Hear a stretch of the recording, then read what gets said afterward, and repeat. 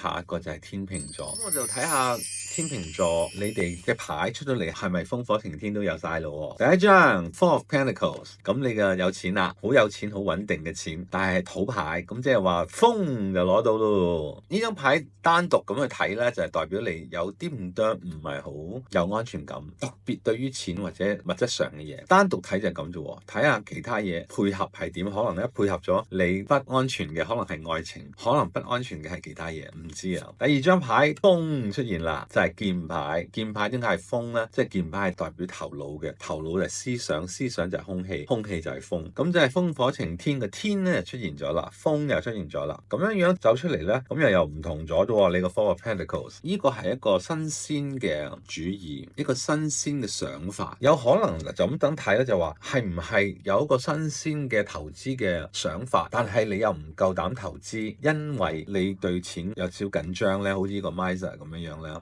定係你有一個想法，人哋好緊張佢嘅錢唔肯投你咧？呢個就係其中一個可能性啦。第三張牌繼續係風牌，因為又繼續係劍牌 ，Two of Swords 1、2啦，你由1去變2啦，即係話你又選擇啦，你係覺得嘿，如果係冇投資我又點做咧？有投資我點做咧？有投資當然可能好做啲啦，唔係話一定係有投資先做噶嘛，冇投資可以用第二。而家喺新媒體咁多唔同嘅新嘅玩意，可以係真係白手興家個，唔需要投資都可以發達個。咁所以呢個就俾你一個選擇啦，就俾多把劍你。咁你當然就可以話哦，呢亦係一個好難決定啊，因為通常係冇小王子咁叻咁樣去攞住把劍，有啲就係淨係打 X 咁樣就話唔好啊，有啲人就會咁樣去睇。但係我就而家小王子咁樣攞住啲牌，我就唔覺得係你係好困咯，我覺得唔係困咯，有選擇但唔係困，只係選擇咯，二仔選擇。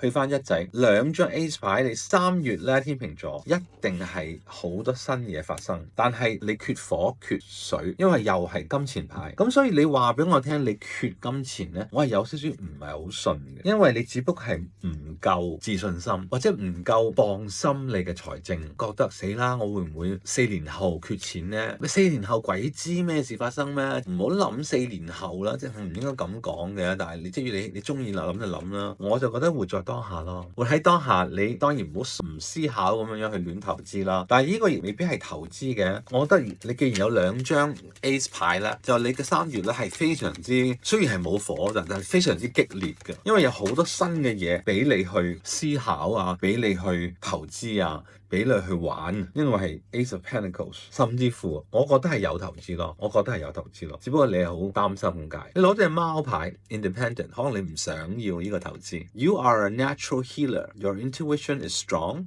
You don't have to go with the crowd. Life supports you every way. 即係話天秤座你嘅性格咧就係我就好公平嘅，咁啊我就會去照顧所有人，但我唔需要你哋照顧我嘅，我就有隻貓咁好自由自在去做我嘅人生。但問題而家我覺得問題就係咁啊，問題就係阿貓啊，3月咧你有好多好好嘅想法同埋新嘅念頭，而且你有咁嘅金錢上嘅支持或者物質上嘅支持，你缺嘅係啲動力。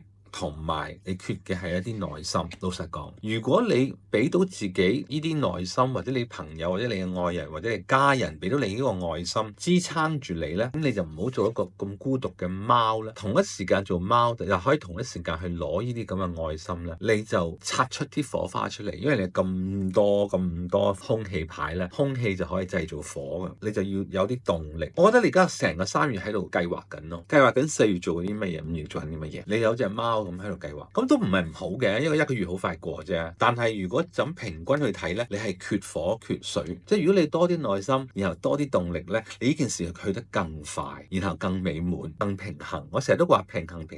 究竟許願老師你平衡咩咧？其中一樣嘢要平衡嘅就係呢4個元素。當然就有其他嘢要平衡啦，但係呢4個元素平衡咗咧，其他嘢慢慢一樣一樣嚟啦。天秤座你哋得到嘅咁重風、咁重土，希望你哋喺唔同嘅地方補下你啲火，補下你啲水，因為你係幸運貓兒嚟嘅，我覺得你係會有投資，或者總之你係物質上係完全唔需要擔心會有人會提供俾你嘅，所以恭喜你啊，天秤座。